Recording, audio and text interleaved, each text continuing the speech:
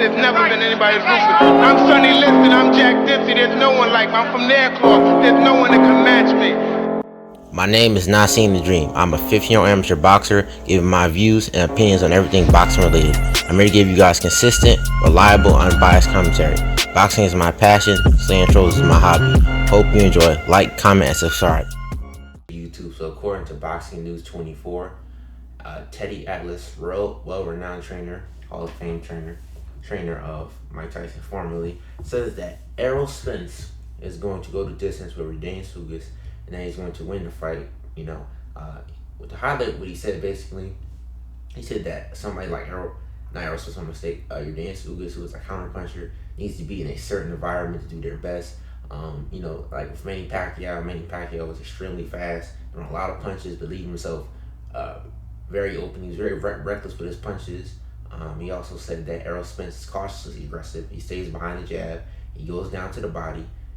He says that Errol Spence is going to win the fight using his jab and committing to his punches and not being overly aggressive.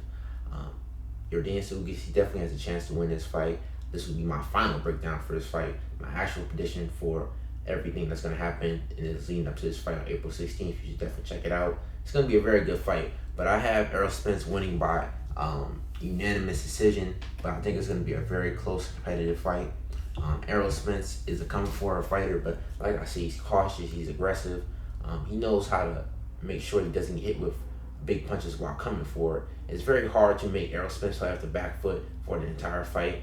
Sean Porter was able to do it for a majority of the fight, but even then, Errol Spence, even on the back, was able to counter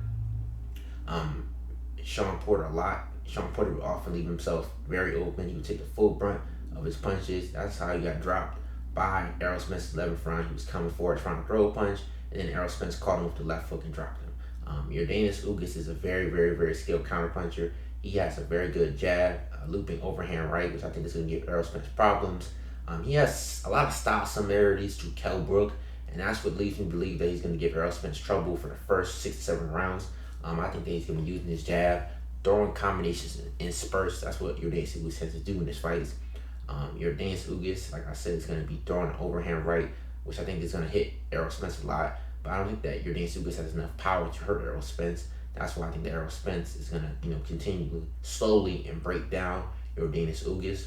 We're going to see Yordenis Ugas go down to the body a couple times when Errol Spence gets up close. We're going to see him push off Errol Spence, throw combinations, the left hook, the right hook.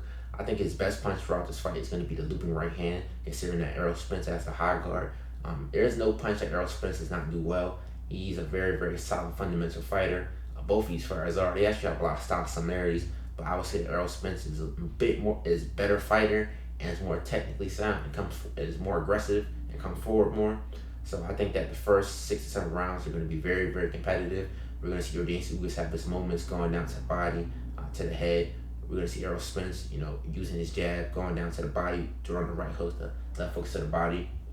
But I see that Errol Spence, as the fight goes on longer and longer, that he starts to get more aggressive, starts to push Yordenis Ugas back, starts to bully Yordenis Ugas to the ropes around the 8th round. I think he starts to fully break down Yordenis Ugas, starts to throw a lot of combinations, start laying a lot of heavy leather on Yordenis Ugas. I think Yordenis Ugas, by that point in the fight, is still going to have his spurts, but I don't think he's going to have the energy to continue because the Errol Spence, like I said, he goes down to the body block. He wears people down with body shots, as shown in the Kell Brook fight. This fight is going to be very similar to Kell Brook versus Errol Spence. The countering ability of Yordenis Ugas is going to give Errol Spence problems for the first half of the fight. But like I said, I think that Errol Spence is going to come in there and he's going to, wear him down. And I think Errol Spence might even try to get a stoppage. Because if you look at Errol Spence's training videos, he's looking very good. He's looking extremely strong.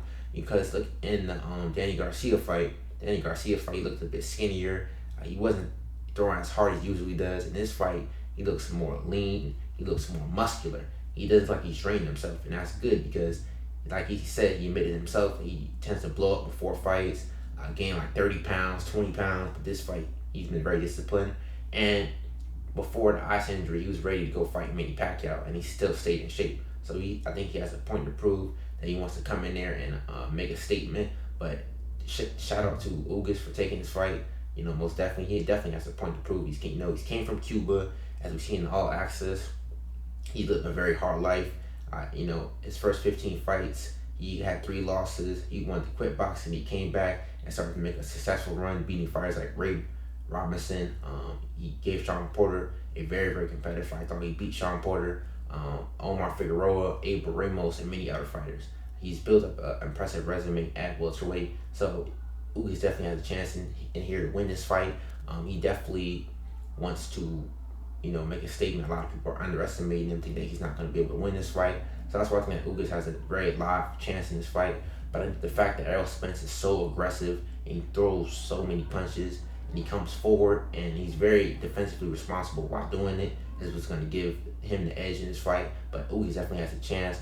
I just don't think that he can push a pace like Errol Spence for 12 rounds consecutively. We never see him do that. Like I see him fights in spurts, and I think that Errol Spence is going to land the harder, more significant shots. But I definitely can't wait for this fight to happen, though. I think that Errol Spence is going to win. I think it's a 60-40 fight in favor of Errol Spence, but Yordenis Ugas definitely has a high chance of winning this. I really hope that if Errol Spence is becoming a 3-belt champion at welterweight by beating Yordenis Ugas, that he can fight Errol Spence.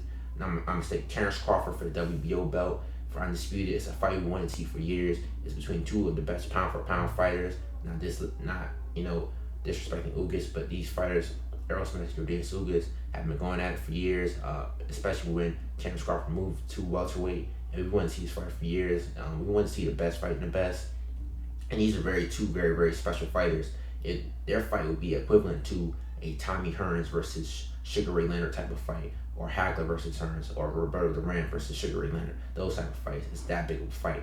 So like being said, though, I think that Errol Spence is going to win a unanimous decision, a tough, competitive fight. But I think that he is going to win this fight most definitely. And he might even stop Ugas because, like I said, he has a point to prove. And he's looking in better shape than ever. But this is going to be a great fight, though. Shout out to both fighters for taking this fight and making history. Whoever wins will become a 3-belt champion. I definitely can't wait for it to happen, though. But to wrap this up, this is not seeing the dream. Rocky says his next night to sleep. I'll holler at y'all another one. Peace.